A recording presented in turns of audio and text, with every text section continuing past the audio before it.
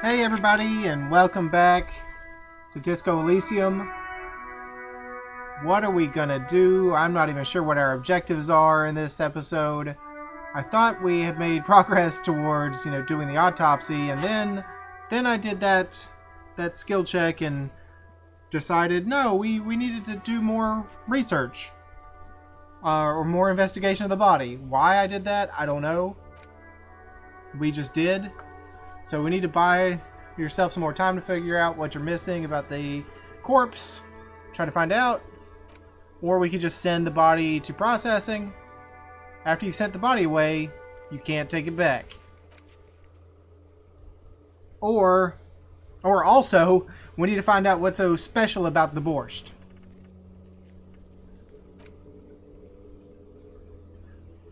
Acquire a copy of the city map. Like, this is very odd that we don't actually have a map. Damaged ledger. Is there a net? I'm gonna say I don't see the cafeteria window as heroic. I don't see the White Pines rep or the Wild Pines rep. Excuse me. I guess we didn't do that. I just hoped it was on here so we could see how hard it was. So we wouldn't have to run all the way down there to check it out. But we'll ask around about that fridge, and we'll also check out the special borscht while we're at it.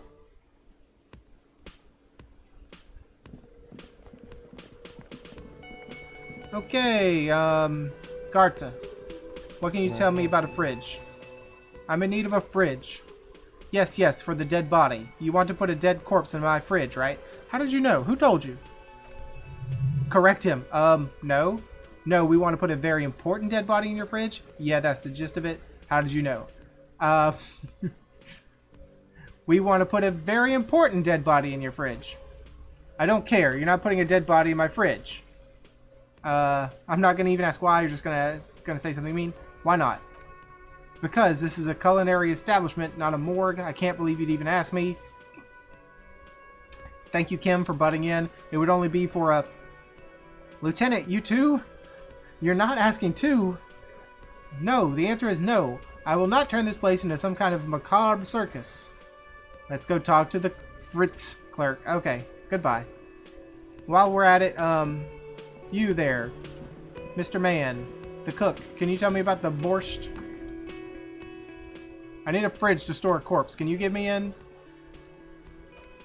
The man keeps shaking his head. His eyes seem sad. Then he starts swiping crumbs off the countertop. I don't think he understands, officer. We need to find some other way to make ourselves clear. Wait, what language is he speaking? He's from Grod. A Kojko. Or Koiko, I don't know how they pronounce the J's. With the mention of the word Koiko, the cook starts talking excessively, his hands up in the air again. He's from Grod. People from Grod don't mind if they're called by their national derogatives. It's okay to call them a Koiko. No, we're not doing that. I know, Kim, I know. Make stabbing motions at the meat with the cutting board. I need to get a corpse. Point to Kim into the fridge. Point to the fridge. I need to put a dead body in this fridge. Point to the fridge. Yes. Point to the fridge. That's important. Oh, his eyes light up with understanding, and then instantly grow dark again. No. Body no fit fridge. Fridge small. Thought you didn't speak whatever language. I'm going to assume English because I'm reading in English. I thought you didn't speak English, dude. How do you know? Maybe it's a small body? Okay, then. I know. Okay, we have our answer. It won't fit. We need a bigger fridge. Okay, Leo said you're friends with Manana. Is that true? The mention of Manana gets his attention. He smiles and delivers a whole slew of unfamiliar words and lively gestures. Then he falls silent again. Okay, what's in that borscht you're making there? The man says a couple of sentences in that strange language of his and then seems to wait for you to speak. I'm pretty sure he asked you a question.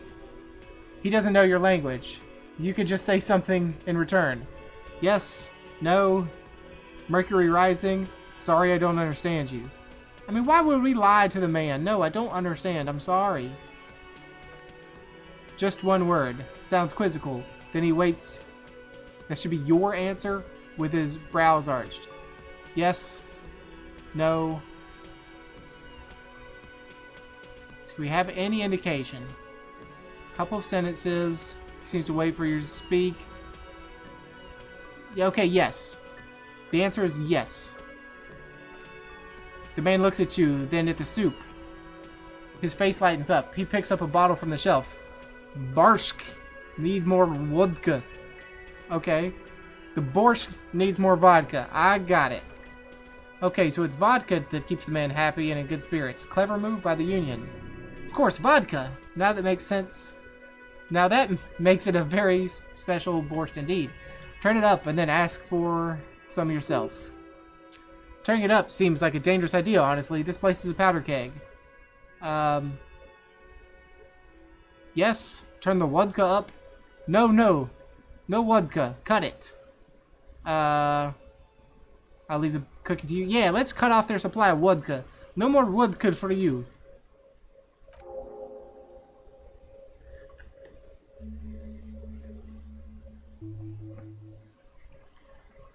The cook gives you a long, disappointed look, and then turns the stove off and seems to wait for you to speak.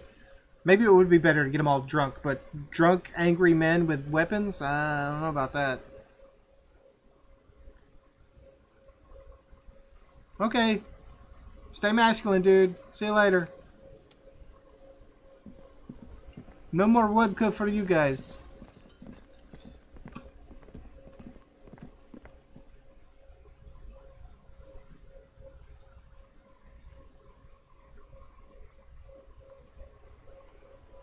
Alright, let's talk to the Frit manager. Actually, you know what? Since we're right here, let's talk to the call box. Is there something about ice, right?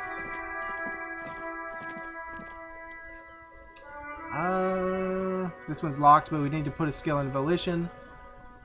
Revachol, Ice City. No one answers the doorbell. Lovely, okay.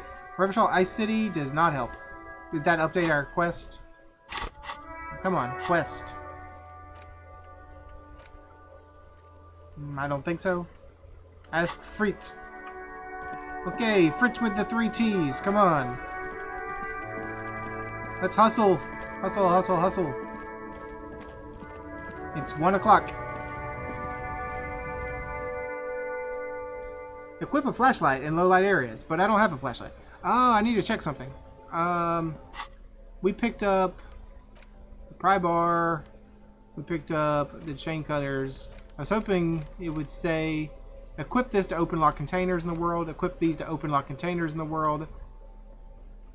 But is that stealing?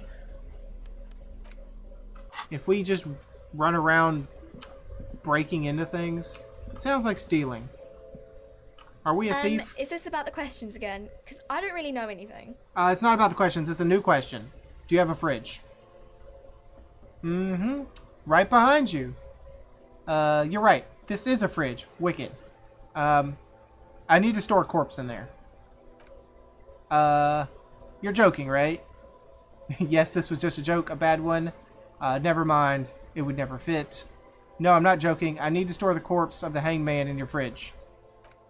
Okay. It wouldn't even fit, you know. Now that I'm looking at it, maybe a glass-doored fridge in a public grocery store isn't the best option for storing a corpse.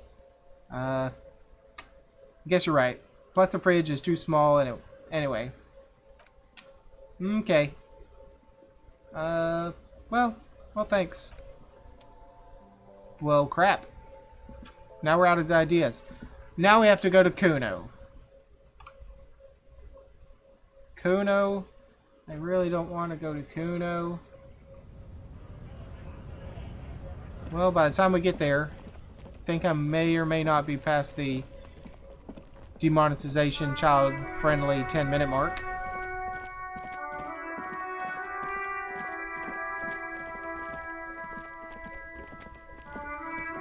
Am I slow walking it to push it past 10 minutes? Maybe. Do you have a problem with that? Hopefully not. Let's just check some things. Let's move around and see what else can be found. Okay, it's 10 minutes. Alright, Kuno. What do you know? Fuck, does Kuno care? I don't know, Kuno. I need a fridge, buddy. For the fuck, Gimp? Good thing you asked the Kuhnmeister. Kuno knows a fridge. Perfect for freezing. Yeah, that word we won't say because I'll definitely get demonetized, though I'm not really monetized at all. Would help if you would like, comment, subscribe. I'm just playing. Don't feel pressured, but if you want to. I thought you would. Where is it? Bacon Man's in a rush. But what's in it for the Kuno? What's the return on Kuno's investment? A corpse-free yard? Don't you have civic pride? Kind sir, I'll repay you for this information one day. Right now the clock is ticking. Find Kuno, don't help me then. Convince the Kuno to spill the beans. A 72% red check. Cannot be retried. 72%, here we go. Yes! We needed 11, we got a 15. We just blew it out of the water. By killing in his territory, someone has openly challenged Kuno. It's in his best interest to put them in their place. Some arrogant shit thinks he can kill in the Kuno's kingdom without asking the Kuno first? That sounds like lawlessness to me. A dark flame smolders in Kuno's eyes as he ponders your argument, wordless, like kings do. This outlaw's fate is in your hands. Let's make an example of him. Help me locate him using fridge body technology. Alright, Kuno hears you. See that shit house over there? No, but we will once we zoom out. He points to the collapsed building with the bookstore. A cold comes over you as you glance behind him at the crumbling colossus there, casting a shadow on you. Yes, I see it. The big tall one behind you. You gotta get in that shit. In the deep. What do you mean in the deep? Or in there deep? Check the fucking basement, pig. Don't you know anything? Always check the fucking basement. Recon style. There's a giant fridge down there. Fuck Gimp will fit. No problem. It looks like a white bear or some shit. Try not to piss yourself when you see it. Okay. A white bear. A polar bear. How do I get in the building again? Through the bookstore. You gotta beg the book bitch. Used to be you could just get in there through the doorbell, jam that shit. Book bitch changed that. Kuno doesn't beg, so Kuno doesn't go there anymore. Okay, beg the book bitch? Yeah, book bitch. Beg her. You stupid or something? He means the bookstore. We have to ask. Placence is the mother of the little girl peddling books on the plaza. We have to ask Placence in the store. Impressive note-keeping, Lieutenant. See? The Claude gets it. Listen to your four-eyed friend. Okay. You know what? I thought we were being friends, and now you're just insulting my lieutenant. Thanks, Kuno. You didn't hear it from Kuno, pig, but don't forget where you heard it from. Kuno owns you now, pig. You're Kuno's property. Yeah, we're not. Okay, bye. Thanks, Kuno. You actually did me something. You did me a solid there. Appreciate that.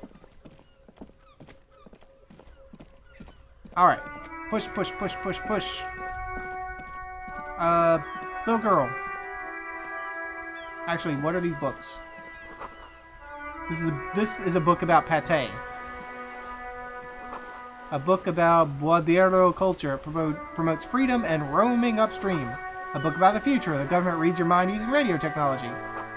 This book, you don't really understand what it's about, nor does it seem important. Okay. Little girl, do you know anything about a fridge in your basement? Every snowflake is like a little gift from the sky. Oh, yeah. A little gift from the sky. I'm sure it is. Do you know who that person is? Back there?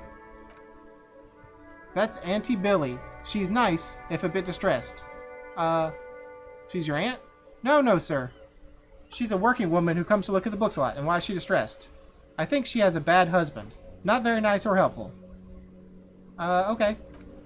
Woman, didn't we ask you about your husband? And you said no? Okay, I'm leaving.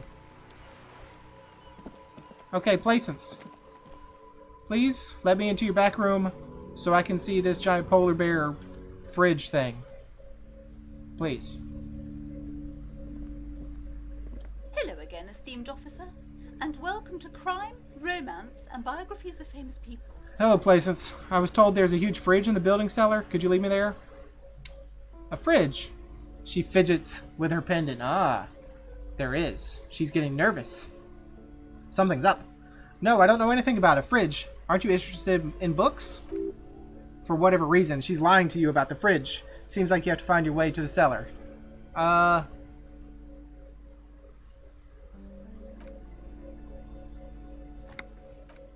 Okay, farewell. Can I just get back here?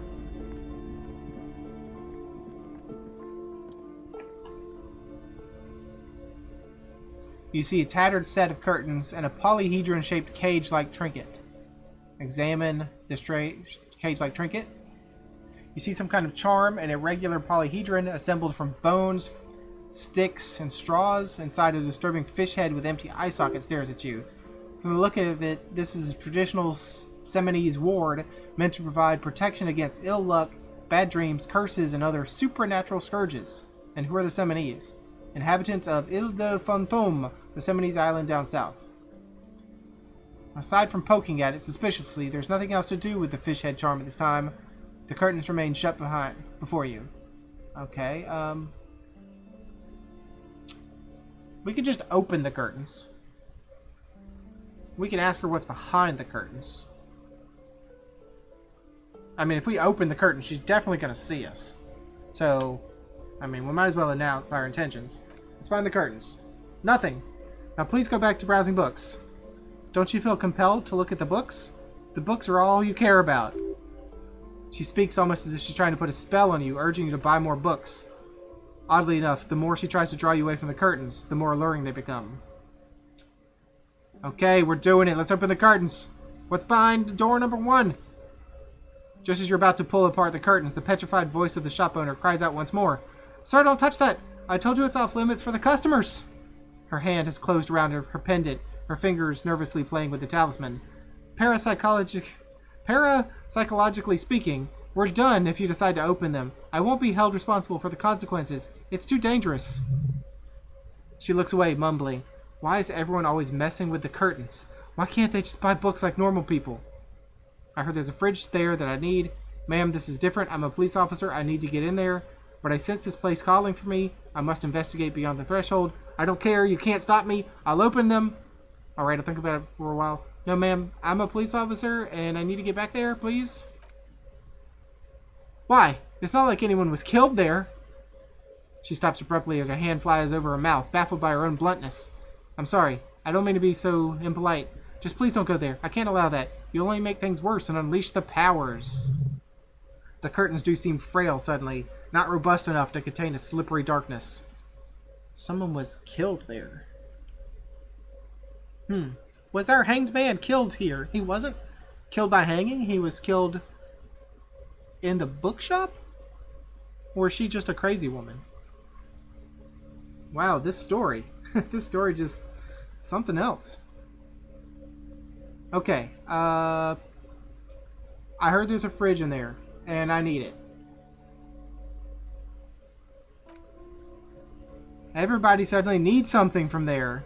She waves her hands angrily. Leave the curtains be. It's what it wants. What are you talking about, woman? But I sense this place calling for me. I must investigate beyond the threshold.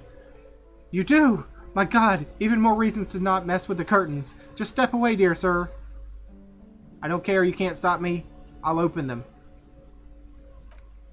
No! Please just talk to me, officer. Come here, and let's talk about this before you decide to do anything extreme. Talking is always good. Go see what she has to say. Okay. Let's leave. Ma'am, is this about a murder? Did a murder take place? Hello again, esteemed officer, and welcome to Crime, Romance, and Biographies of Famous People. I heard that already, Placence. Why are you so uptight about those curtains? I just want to know what's on the other side. I already told you, it's just a storage room for employees. I don't understand why it's so important to you. Just let it go, officer. Go buy some goddamn books. You're supposed to be drawn to the books. She recites it like it's a poem, or like she's playing a role she's grown tired of. She's so tense, it's a miracle she hasn't snapped in half yet. Why are you still talking to me about books? Are you trying to put a spell on me? If it's just a storage room, then why are you so tense? If it's just a storage room, then why does it have a Semini's ward protecting it? If it's just a storage room, then it wouldn't hurt if I just peeked inside. No. Why does it have a magical talisman hanging off of it, ma'am? It's just for decoration. She wavers under your gaze, mouth pressed into a tight-lipped smile. Then something breaks. Okay, fine. It's because this place is cursed. Just like everyone said, they don't call it the doomed commercial area for nothing. Are you happy now, officer? Happy that you've ruined everything? She closes her eyes and starts mumbling something to her pendant. Host of hosts, she prays. Guard me and my honest business venture from the curse that lurks behind those curtains. How does this curse manifest itself? A shiver runs through the woman as she looks around the dimly lit store. The curse is so much worse than you can imagine. It's a disease eating away at the very foundation. It's the curse of financial distress, of ruin and bankruptcy. Okay, I'm a little confused. What does that mean? Everyone knows that all the previous companies in this building have sooner or later declared bankruptcy, and their malicious spirits are still there, here, feeding off bad business practices and disappointing income statements. There's something wrong with this building, I can tell you. Ever since I arrived, I've sensed an eerie, lingering presence, as if I was unwanted here. Blah, blah, blah, blah. Why didn't you just tell me about the curse? It's not good to talk about the curse. Not in detail. The negativism. It's dangerous. Talking about the void wraiths angers them. Ooh, void wraiths. Wow, void wraiths. You have new words. Thank you. Have you sought help from anyone, like an exorcist or a mental health professional? Yes, I've contacted numerous parapsychologists and even a pair of Semini's mediators. They provided me with the ward. She nods at the strange cage-like trinket on the curtains. The wards help to keep the doom at bay and protect us against the darkness that lies further in the building, even though now I fear it's not enough. Is your pendant part of the wards as well? Oh, this? She holds the pendant in her palm. Its ochre heart glistens under the lights. No, it's a special Himalayan amulet, blessed by the desert pygmy shamans with a spell of compulsion. It's to compel people to buy books. There are numerous spells cast throughout the store. I had the books anointed with different inducement spells. For example, it's guaranteed to boost sales 15%. Desert pygmy shamans. That sounds like a rather questionable way to describe a group of people. Okay. Would you like me to take the case? I could investigate to see if the curse is real. I don't care about the curse. I just need to get to the fridge. Yes. Please allow me, the great disco detective, and my humble sidekick, Lieutenant Kim, of the fancy car outside, to investigate the case. Most certainly not. I don't want anyone who is familiar with the psychic arts to get involved in this mess. Stay away. Leave the spirits be so they can return to their slumber. My liege, you know what this case calls for? A paradetective. Ooh, 92%.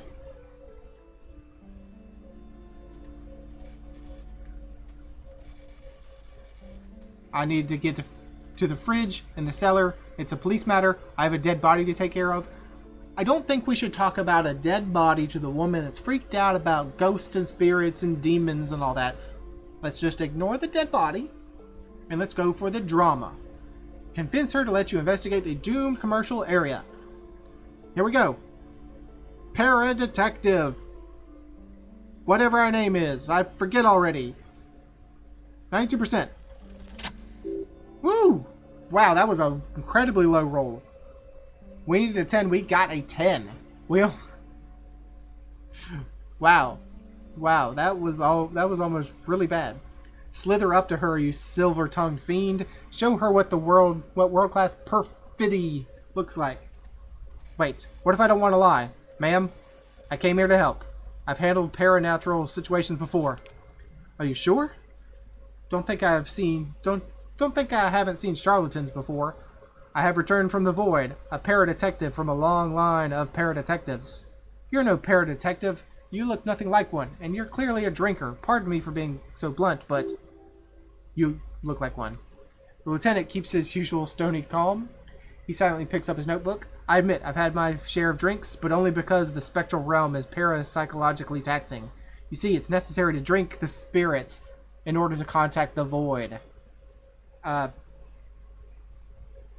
Yes, I need to put myself in a spiritual trance with distilled spirits to talk to the spirits. How do you know all of this? Here we go. Your wards brought me here in the first place. The Semene's blood also runs through me. I am the Void Revenant. I have the powers to debad all the bad energies. No, your wards brought me here, ma'am. You're part Semene's? Oh, it means our meeting couldn't have been mere chance. The hand of fate skies us. But I'm not the only one at risk. I have to think of my daughter. You are certain you can help us, keep us safe? I can't allow any collateral damage to hit us. No problem whatsoever. Your family is safe. The phantoms are no match for me. Just ask my partner Kim. He'll vouch for me. No, I don't think Kim wants any part of this. So, your family is safe. If you promise, good officer, then you might be our last hope. Do you swear it? On my honor, or actually, I'm not feeling the vibe anymore. I just want to get to the fridge. No. On my honor, I swear we shall tackle the demons, ma'am. Thank you, sir. There's one more thing I haven't told you about. The entity. Do not act surprised. You know of these things. Of course. The entity. For I have sensed its presence. You have? The entity takes the form of a woman. A witch, probably. I've suspected that she must be connected to the curse ever since I first saw her. Do you know that she lives inside the chimney? Chimneys aren't big enough for that. Chimney. The passage between heaven and hell. Of course.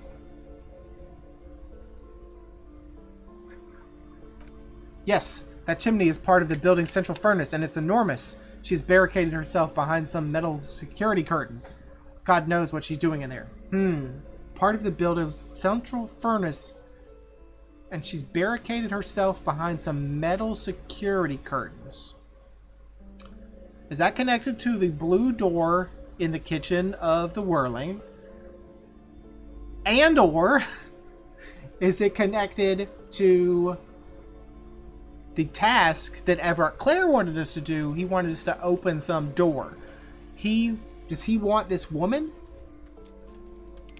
Is that woman, how many rabbit trails are we going to go down?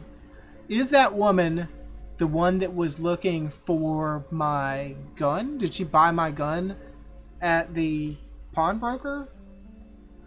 And could she also be the former Union boss that disappeared? So many different threads here. But anyways, yes. The chimney. We got the key to the bookstore back door. Yes. Some unnatural magic, I assume. You should go find the entity and ask what happened to all the companies in the building. What is the source of this curse? Here's the key to the warded door behind the curtains. Take it. Oh, and please do return to me after you've looked around. I'm quite anxious to know what she has to say about the curse and what you discover in there. Unbelievable darkness and ruin. Yes, that's exactly what we're going to discover. Unbelievable darkness and ruin. What you discover, probably just office space and the damn fridge. Don't be scared. I have a few more questions about the curse. No, never mind. Farewell. I had more questions about the curse, but I actually did not have anything extra we could ask her. Open the curtains. And here we are. You see a dimly lit room full of dusty furniture and trash. A doorway stands in the back, covered in dozens of scary little Semenese words, your shadow looming over it like an omen. A small terrified "oh" escapes from Placence as she tries her best to look away, her round face buried in her hands. It's okay, Placence. We'll take care of this. What a nice painting. Ghostly silhouettes of hair dryers. Let's zoom right in. Let's get a good view. A vaguely androgynous portrait of a man.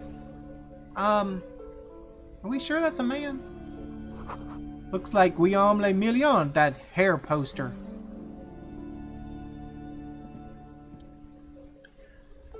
A heavy door with a missing handle stands before you, covered in dozens, if not hundreds, of Semenese trinkets and charms. It appears to be locked. Knock on the door, unlock with the key, Break it down. Let's just unlock the door.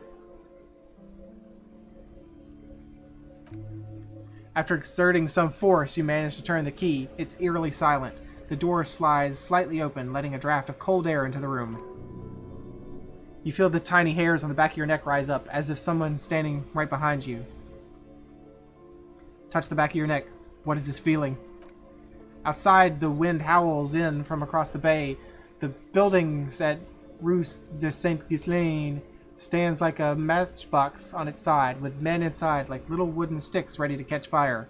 A panicking woman squeezes the pendant around her neck until it leaves a mark inside her palm. A man, a few meters away, stands frozen with a key in his hand. Somewhere inside, a spider is spinning its web. Alright, let's go. We could ask him to go in first, but no. We're going to do this. Open the door. Uh-oh. Black screen. Okay. Kim? What is this place? What is this place, Kim? It looks like a gym to me, Kim. I think it may be the Artemitep's Boxing Club for young athletes. I don't know, but I'm just gonna go. It looks like a gym. Yes, but no one's been here in ages. I doubt the electricity still works. We should find a flashlight if we need to go on. There should be one in my Kanima. Some specks of dust shimmer in a faint beam of daylight falling from the window. Other than that, the room is dark. An eerie feeling rises in your chest. Let's go get that flashlight then. Alright, we'll be right back. Scary room, you stay hidden. Don't let anybody come in, Placence. Should have grabbed that flashlight earlier, but it didn't. Excuse me, ma'am. I just opened the door to that dark, evil beast, and now I'm leaving. So, good luck.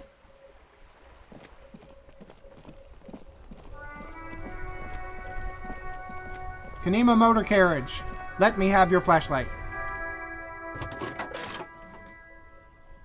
Open the toolbox. Take the flashlight. It's robust, weatherproof, and well-made. Police issue blue. Lets you see things in the dark you would otherwise miss. Yeah, of course, it's a flashlight. I don't know what we would have learned out if we had failed that check. I'd be like, duh, I don't know what a flashlight is for. Thanks. Alright, ma'am. I came back.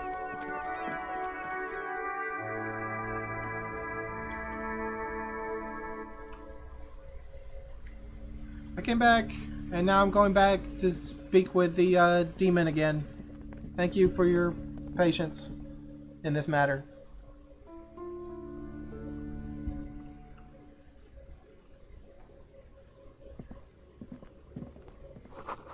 Sand is dripping from a punch bag. Smells like leather and sweat. Take the shot put ball, sure.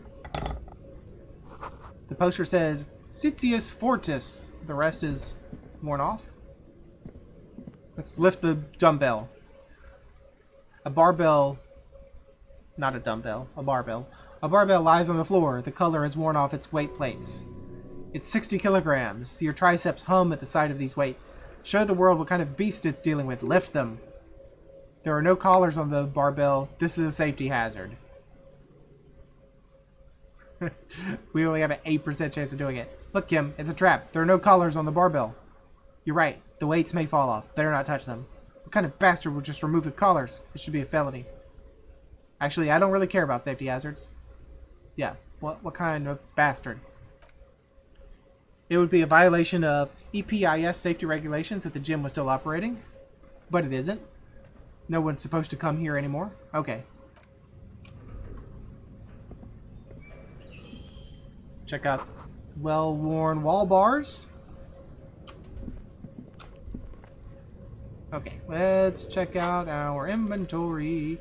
Let's put the flashlight in our hand. In our left hand. Ooh, look at us. Fancy. Equip this to discover secret orbs in shady areas. Secret orbs, huh? I like that it kind of it really does illuminate the spot, and you can kind of control it. That's cool. Let's go, Kim. It's creepy.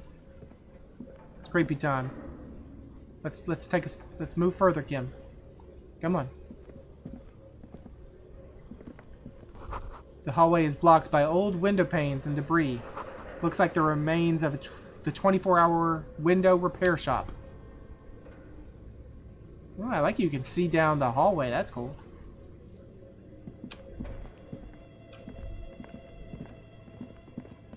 Oh. This is creepy. A large demijohn full of strange liquids. Wild animals stare at you in the dark, stuffed and mounted. What the heck is this place? I can see why she would think it was haunted, that's for sure. I thought that was a human. Airship rotors covered in spider webs. They remind you of blades. That's real creepy. Do not like this. I hear sounds. I'll take your money. Need to check this over here. Blue velvet, soft to the touch, moth bitten. A naked mannequin torso, a strange yellow color. But where are the clothes it used to display? Is this Emma's atelier? Take the money. Let's go back in this little closet.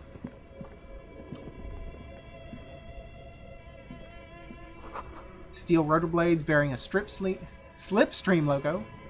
What's in the drawers? A production schedule filament memory. It's worth 10 reals, whatever it is. Production schedule filament memory. What is it?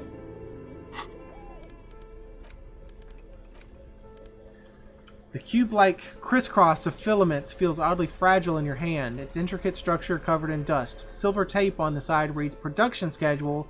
Note, this filament contains information that can be read using a radio computer. So, like the thing in the motor carriage? Is that a radio computer? Or is that just a radio? Skis with Slipstream printed on the laminated top layer. Looks like someone tried to reconceptualize their business here. I don't get it. Look, the skis and the rotor blades both bear the same Slipstream logo. It seems likely that they started out making one, failed to turn a profit, and then pivoted to producing the other. But the question is, which did they start with and which did they pivot to? What a strange leap of imagination, and yet they still failed. How sad. That's just speculation. We don't know anything for sure. Let's get all the thoughts we can. Which did they start with and which did they pivot to? That's a good question. Aw, man. We have to finish the thought.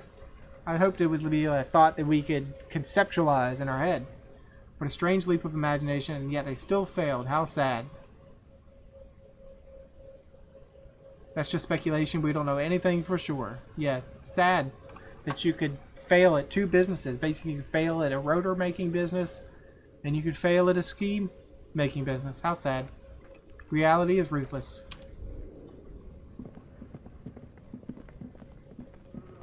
Alright, let's check these things. What is this? Project Dread board. What the heck? The dude with a sword? And your flashlight slides over an old green chalkboard covered in scribbles, sketches, and schemes like some ancient cave mural. Some of the writings have faded with age, but you can still make out sections here and there. Photos and drawings have been pinned to the board. Let's inspect the drawing. These lithe, pointy-eared creatures appear to be different types of welkins. You make out autumnal candle welkins casting wax-based magic, translucent welkins with organs shining under their skin, and even aether welkins hailing from their vast emptiness of sidereal space. You should adopt one of those welkins as your persona, no longer a mere man, but a welkin. One of the welkins towering above the rest appears to be different, however. Examine the welkin. This is important. It's Varlahimara. Varlahimara. A high welkin, his face white and scarred like cracked marble. This is clearly a Welkin supremacist. The note says all non-Welkin races will be purged. The Huldor, the Dweorg, the humans, and even the Headless Men, all of them purged. Imagine a world filled only with Welkin, Green Welkin, Dread Welkin, and the High Welkin to rule them all. The lieutenant can't help but comment, an inordinate amount of time has been gone into drawing these little Welkin creatures. Why would anyone spend so much time on this? Who are these creatures? Who drew them? Are they real? I have so many questions. One of them is a Welkin supremacist.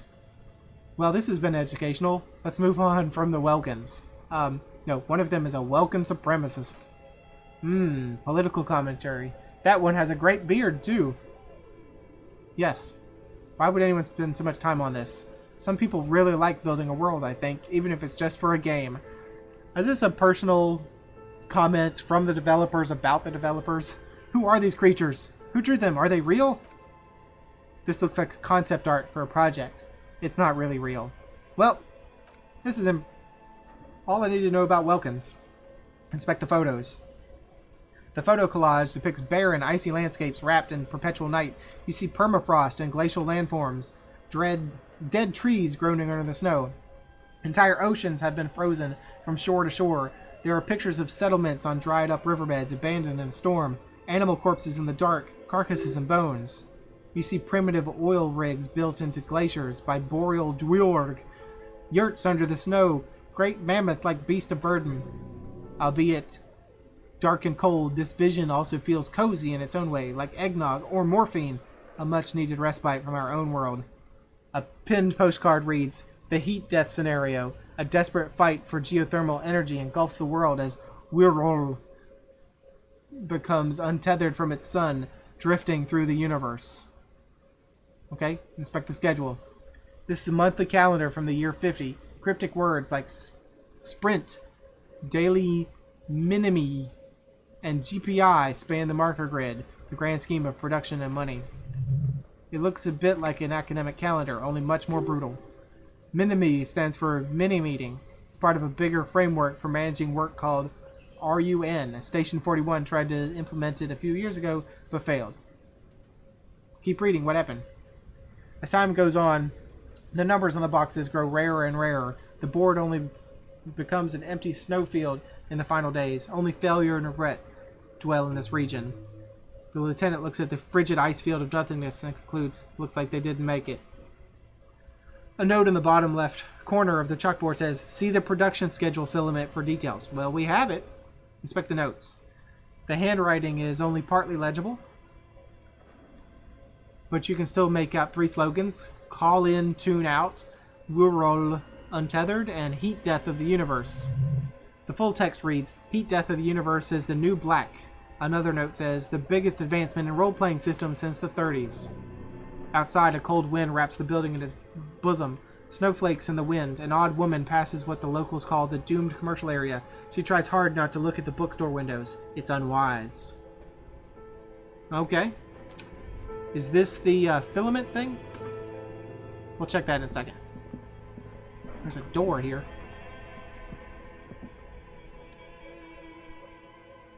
The old fireplace is covered in lines drawn in blue and red marker, the mesh spreading over the stone like blood vessels on an alabaster skin. It looks ghostly and strangely ancient.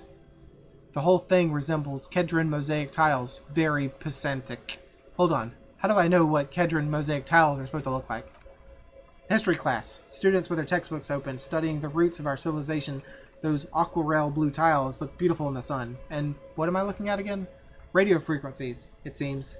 UKV 123.6, UKV 123.7, UKV 123.9, some written notes too, sparse and cryptic. What are the radio frequencies for? Unclear. It looks like cardiovascular system split into veins and capillaries. Very advanced. So we're dealing with something medical here. This must be an elaborate piece of art. Of course, the anatomy of the curse.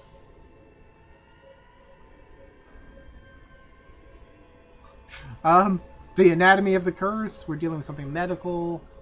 I don't know about radio frequencies and written notes.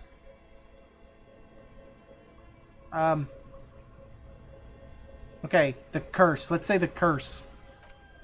Perhaps the web is comprised of radio stations, all lead back to one red heart titled the Game Master frequency. A note says, this one can listen in on any station it wants. They must have had massive air width. These things don't come cheap. Wait, who's the Game Master? Someone very important. A conductor for the hundreds of story threads that pass through the Game Master's frequency. And if it's game, who's playing? Whoever decides to call in to a call-in station, it looks like. A list of names under the station suggests people across 6 isolas will be playing. Mundi, Insalind, Katla, Grad, Samara, and even Ilmara. There's no way a little basement radio studio working here could pull something like this off. My God. It's as if the less money they had, the more ambitions their projects became. The cost of air width alone must have been huge. Exactly. The schedule. I know doom when I see it. This company was running out of funding. What else? Nothing. It's just lines on marble, an echo of from times long ago. No one has used the fireplace in ages. So, they were running some kind of like D&D campaign, but across the radio. And by the radio, it's like the internet. Okay, let's plug in the filament. This appears to be some kind of machine with a cube-shaped heart and a wired framework. The keyboard has a rectangular on-off button. A piece of paper still hangs from the printer. A radio computer, just sitting here without anyone in sight. What he means is these things cost money. Why would anyone just leave it behind?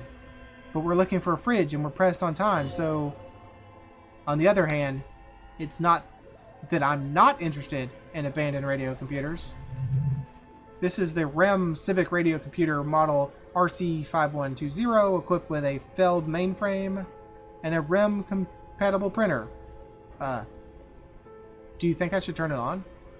Maybe the body has stopped decomposing somehow. I don't know. You're in charge of this expedition, officer. Look, the body out there is below freezing. It's cold out there. It can wait. We have to figure out what the curse is. We have to figure out what this whole thing is. We have the filament in our hand. Let's plug it in. You can always do it after the fridge. No,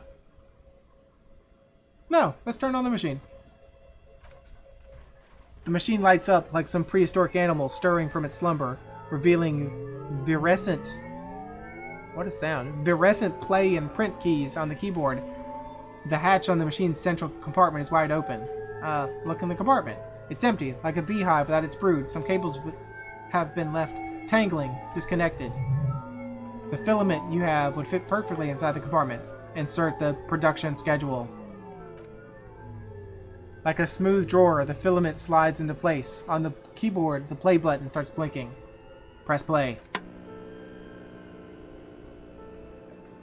A bar of fabric right above the keyboard starts producing a soft hum. The sound of static seeps through the machine's planar magnetic driver. The static gets louder, slowly filling up the abandoned hall, until a voice speaks out, crackling and old, cutting into the air. The East Enceladian Repeater Station. Good afternoon, Fortress Accident. On Rue de Saint-Ghislain, this is East Enceladian Repeater Station 1. Please repeat, is this the production schedule? What's the production schedule? Why did you call me Fortress Accident? What are you? A machine? Are you alive? What are you? Yes, I'm alive. I'm 74 years old and my name is Yvonne. Now please repeat, is this the production schedule? The lieutenant whispers into your ear. She repeats passwords. Programming people are all paranoid. Yvonne, my partner tells me that you're here because radio computer guys are all paranoid. Okay, but where are you? How did you know where I am? I work as a repeater at the East Enceladian Repeater Station. It's my job to know where you are, Fortress Accident. As for me, well, I am sitting in my cubicle surrounded by a wall of radios. On an island on the River Esperance, a small woman, all of skin and bone, sits in the room with audio equipment. Thousands of tiny lights are reflected back from her prescription lenses like stars in the dark. Now please tell me the reason for your call, Fortress Accident. Why are you calling me Fortress Accident? Fortress Accident is the company on whose name the terminal you're using has been registered to. Do you have any other information about this company? One moment. Fortress Accident, SCA, produces revolutionary interactive call-in radio games. That's what the catalog says. It's not bad. Wow, so conceptual. And what's that? This interactive call on radio play. Wow, so conceptual. Mm-hmm. And what is this? The static drowns her response. Any other questions? You hear her ask when the connection finally improves.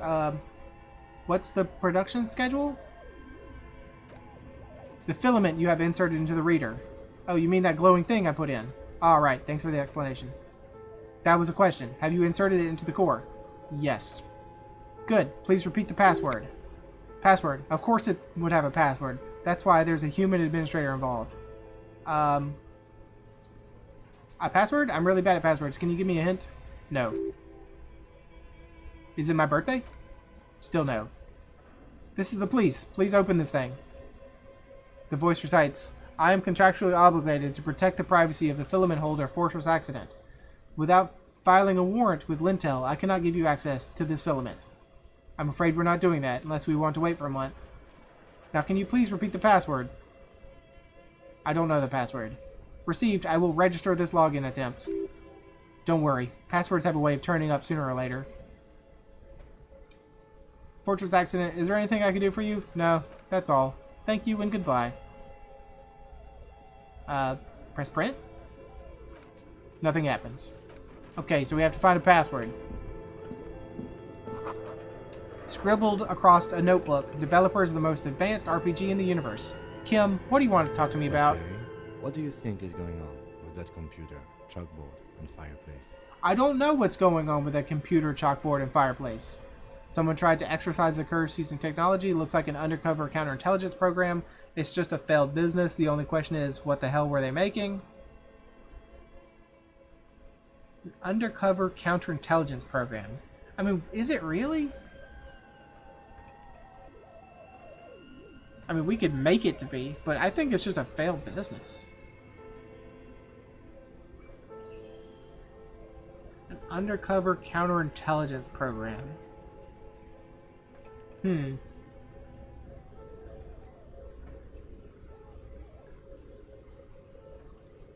Okay, let's go for that. I really don't think it is, but that would kind of... I don't know. Let's go for it and see what he says. No, that's not it. I think... Looks like he's ready to lay out a fine theory crafted together like a puzzle box.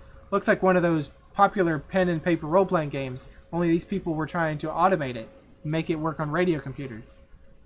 Well, I was going to say that next if you just let me throw out my crazy idea first.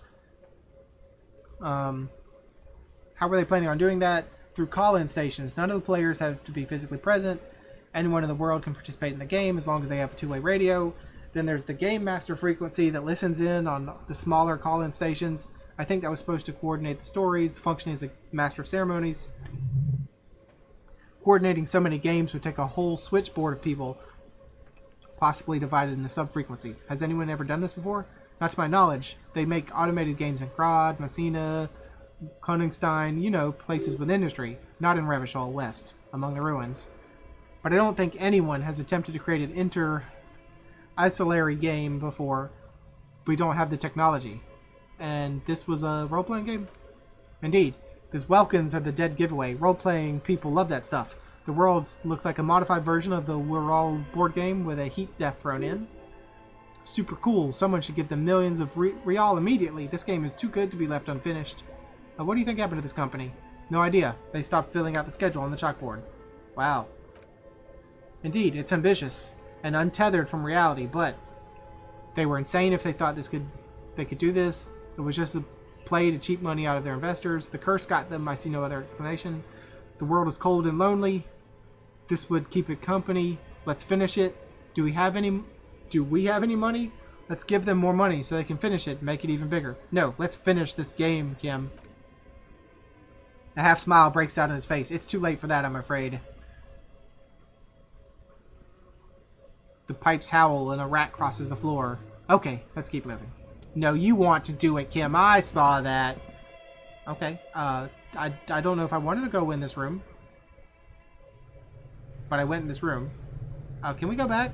I don't want to be in this room yet. How do I get out? There was more to check in the other room before I saw the giant polar bear. Okay, we're at 54 minutes, but I have to... I mean, I'm not going to leave you hanging at the polar bear. Unless there's something real crazy down this way. Okay, maybe I will leave you hanging at the polar bear because there's the shutters. Shoes in a puddle of melting snow. Yes? I didn't want to talk to you, Kim. I'm sorry. Does someone live here? Take the postcard? Sure. Ma'am? Ma'am, behind the security curtain? An iron safety curtain curves before your eyes, folded like a bellows. It covers half the room, blocking the way into a colossal industrial chimney. This must be where the entity lives. Let's knock on it. What an odd thing to do. Nothing happens. Knock on it harder. Still nothing. No one's home. Knock even harder. The curtains prove to be surprisingly sturdy. Your fist hurts now. If this is really an entrance to the chimney, then there must be a furnace somewhere as well. Maybe there's another way to get in. Can you please try to refrain from attacking random things? I need to find this malignant entity, Kim. This is the chimney. This is not random. This is significant. I want to see what's on the other side. Or, I can. Blow gently on your bruised knuckles. No. No, this is not random. This is significant. Why do you think there's necessarily something on the other side? The lieutenant asks, but you can see a spark of curiosity in his eyes. In any case, there's no way we can get in right now. Let's investigate further. Knock even harder. No, let's leave. Okay. Let's push it. We're coming up on an hour, but let's check out this bottom room. Let's go downstairs and see that polar bear.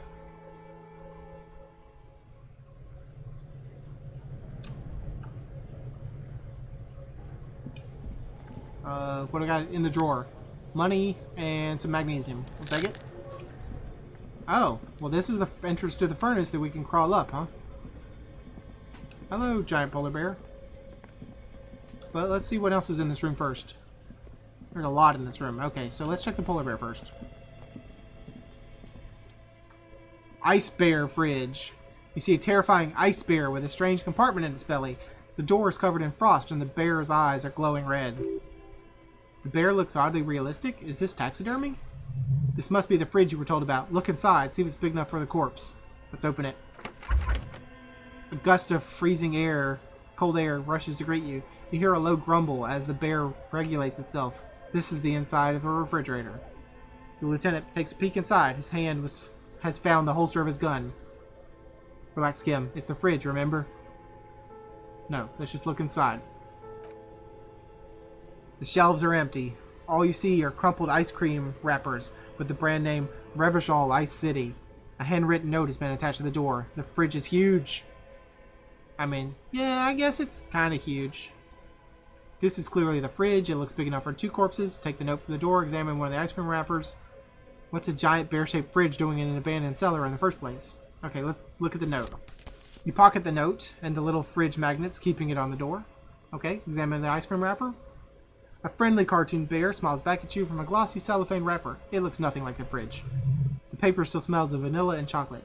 Well, this is the fridge. It's certainly an eccentric choice, but it is capacious and cold enough too. Your visual confirms you could fit 2 more bodies in that ice bear fridge. Shall we go and get the body then? We'll take the head. I'll take the head, you take the feet. The stairs won't be easy, but we'll manage. Okay, let's do this.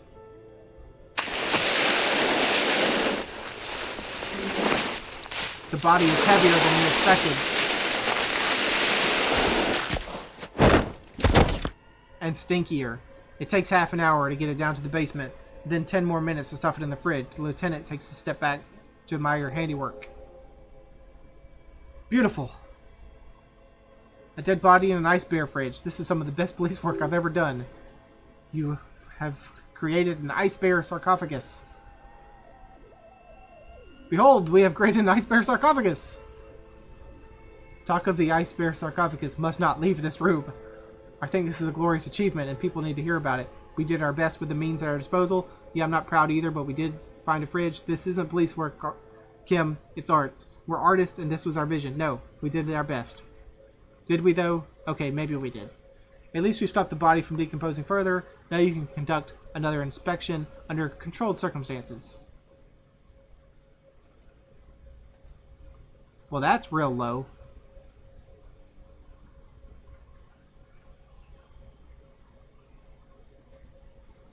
What's an ice bear?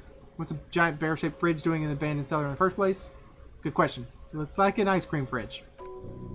Somewhere in the past, it's somewhere. 5-year-old Fifette lets go of her mother's hand, change jingling in her pockets as she hops toward the ice cream stand right across the plaza. So they tried to sell ice cream from this hyper carnivore. I know, what an unfortunate marketing choice. What is even worse, the bear is still costing them money to this day. The lieutenant points to the red, snaky cable running from the fridge. The electricity bill must be catastrophic. On the other hand, it did help us with a certain corpse situation. Indeed it did. So this is a white check. Search the body one more time thoroughly. 17%, then we can put a point in perception if we can. Try it again. Let's do it. Search the body one more time. Cross our fingers. 17%. Morale critical.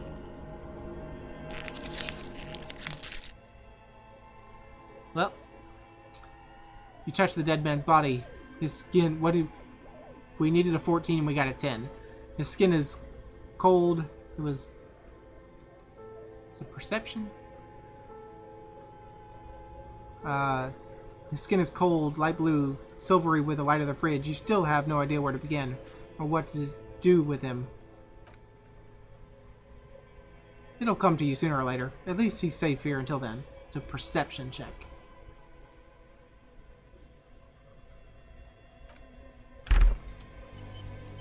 Can we put a point in perception? Where is perception? Perception, perception, perception. Down here. Okay, let's level up perception.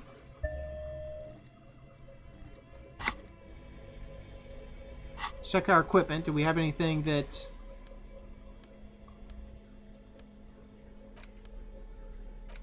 anything we can equip? I know this isn't the equipment, but... clothes, anything increases perception? Nope. Anything we can interact with that increases perception? We can check the notes in the fridge. A handwritten note you found in the giant ice bear fridge. It bears some marks from the fruit-shaped kitchen magnets. The note is written with a blue pencil on a piece of lined office paper. The kitchen magnets have left spots on the surface. Does it say anything interesting? The lieutenant leans closer to read the crumpled note over your shoulder. This is tangential at best, but the lieutenant's detective instinct is still active. Read the note. Someone has scribbled, S. I can't believe the off-site copy is still here. The illiterate ginger kid keeps stealing stuff from the studio, so I had to hide it somewhere safe. The off-site copy. The illiterate ginger kid. Well, the illiterate ginger kid's got to be Kuno. He steals things from the studio. What is the off-site copy? You'll find the filament memory with the off-site copy in the frozen ice cream maker. Filament memory. Please take it home ASAP. It's important. I'd do it myself if I lived in a civilized place with a freezer. Take care. Sulislaw. But we didn't find a filament maker in the ice cream, in the frozen ice cream maker. It's not a frozen ice cream maker. This is a fridge, not a freezer. Or not an ice cream maker. I wonder who wrote that note. Looks like someone from that radio game company upstairs. I'm a little surprised they just left their property laying here. Maybe they had to leave in a hurry. That's a plausible hypothesis. What's a filament memory again?